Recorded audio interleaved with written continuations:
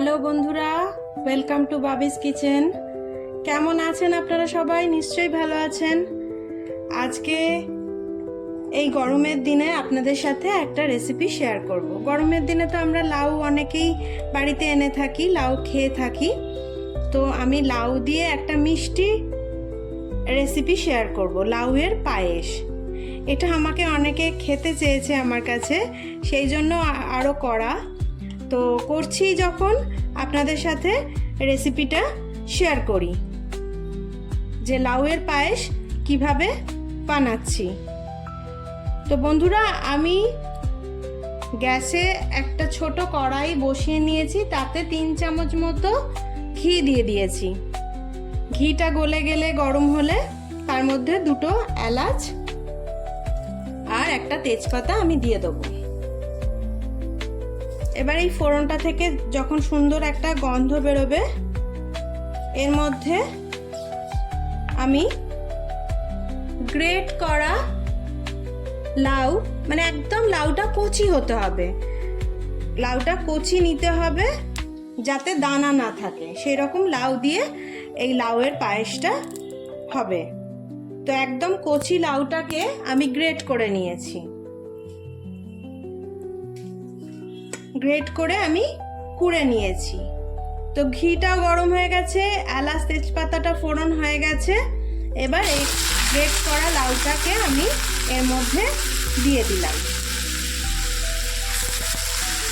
এই ঘিয়ের মধ্যে এবার লাউটা গ্রেট করা যেটা আছে সেটা ভালো করে সুন্দর করে ভেজে নেব।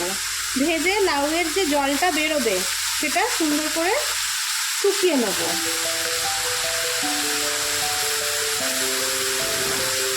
হালকা হাতে এটা নাড়াচাড়া করে লাউয়ের জলটা ভালো করে মরিয়ে নিতে হবে। যে লাউয়ের জলটা ভাজতে ভাজতে একটু তো জল বেরোবে, সেটা একটু নাড়াচাড়া করে ভালো করে শুকিয়ে নিতে হবে।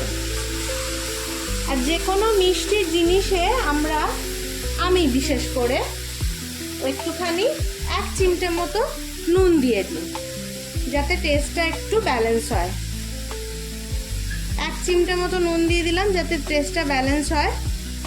এবার এই নুন দেওয়ার ফলে লাউটা থেকে একটুখানি জলও ছাড়বে, প্লাস আপনার লাউটা ভালো করে ভাজা ভাজাও হয়ে যাবে। চলুন তাহলে লাউটা ভাজা ভাজা মতো করে নিই।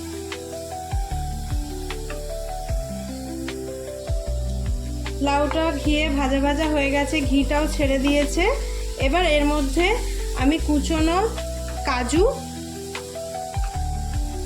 আর কুচনো কিশমিশ খানিকটা দিয়ে দেবো। একটুখানি হালকা একটুখানি কুচিয়ে রেখেছি, কারণ যেহেতু লাউটা একটু মিহি করা ব্যাপার আছে, তো সেই জন্য এটাকেও আমি একটুখানি কুচিয়ে রেখেছি। কাজু কিশমিশ দিয়ে যখন খানিকটা ভাজা ভাজা হয়ে যাবে, এরপরে এর মধ্যে পরিমাণ মতো দুধ দিয়ে দেবো। পায়েস করতে গেলে যেরকম দুধ দিতে লাগে, যতটা পরিমাণ সেই রকম অনুযায়ী দুধ দিয়ে দেবো। দুধ দিয়ে এটা হালকা আঁচে ফুটতে দেবো, যাতে দুধটার সঙ্গেও মিশে যায় আর লাউটাও একটুখানি সেদ্ধ হয়ে যায়। এবার যখন লাউ আর দুধটা ফুটে যাবে, ফুটে যাওয়ার পর যখন লাউটা সেদ্ধ হয়ে যাবে, এমনি গ্রেট করা সেদ্ধ হতে বেশিক্ষণ সময় লাগবে না, তখন গ্যাসের আঁচটা কমিয়ে এর মধ্যে আমি খানিকটা খেজুরের গুড় দিয়ে দেবো।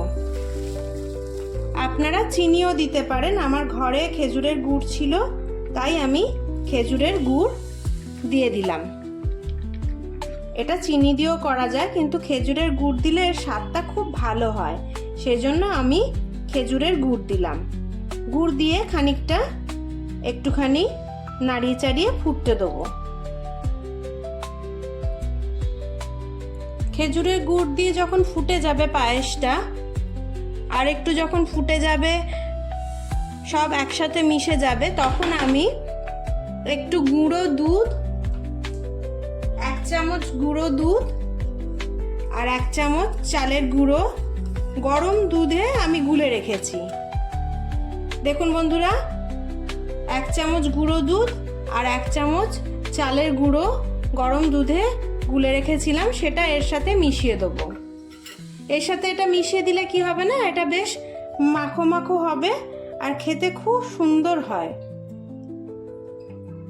একদম লাউয়ের পায়েস খাওয়ার জন্য রেডি হয়ে যাবে। আর একটু ফুট দিলেই লাউয়ের পায়েস তৈরি। আপনাদের রেসিপিটা কেমন লাগলো সেটা অবশ্যই জানাবেন। ভালো লাগলে সাবস্ক্রাইব করবেন, শেয়ার করবেন, আর সাবস্ক্রাইব করার সময় বেল আইকনটা প্রেস করবেন। এটা একটুখানি ফুটে গেলে তারপরে যখন আরেকটু ঘন হয়ে যাবে তখন এটা পরিবেশনের জন্য একদম তৈরি হয়ে যাবে। দেখুন বন্ধুরা, লাউয়ের পায়েস একদম রেডি সার্ভ করার জন্য, খাওয়ার জন্য। আপনারা অবশ্যই এটা ট্রাই করবেন, খেয়ে বলবেন কেমন লাগলো। পছন্দ হলে লাইক করবেন, শেয়ার করবেন, কমেন্টস করবেন অ্যান্ড সাবস্ক্রাইব করবেন। সাবস্ক্রাইব করার সময় বেল আইকনটা প্রেস করে দেবেন, যাতে এরকম ছোটোখাটো সুন্দর রেসিপিগুলো করলে আপনাদের কাছে পৌঁছে যায়। তাহলে আজকের মতো এখানেই ছোট্ট ব্লগটা শেষ করলাম। সবাই ভালো থাকবেন বন্ধুরা, টাটা।